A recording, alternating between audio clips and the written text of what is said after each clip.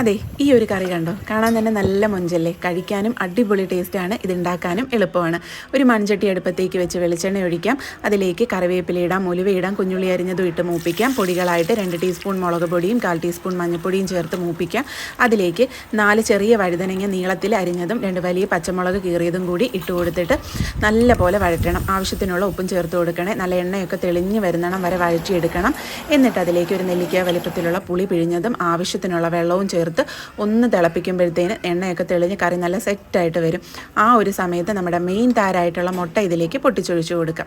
മുട്ട ഞാൻ 4 സൈഡിലായിട്ടാണ് കേട്ടോ ഒഴിച്ചു കൊടുക്കുന്നത്. നമുക്ക് ലാസ്റ്റ് സെർവ് ചെയ്യുന്ന സമയത്ത് എടുക്കാനുള്ള എളുപ്പത്തിനായിട്ടാണ് കേട്ടോ. അപ്പോൾ ഇത് എൻ്റെ അമ്മാടെയും ഉമ്മാടെയും റെസിപ്പിയാണ് കേട്ടോ. ഭയങ്കര ടേസ്റ്റാണ്. അമ്മ എന്ന് പറഞ്ഞ ഉമ്മാടെ ഉമ്മായാണ് കേട്ടോ. ഞങ്ങൾ അങ്ങനെയാണേ വിളിക്കുന്നത്.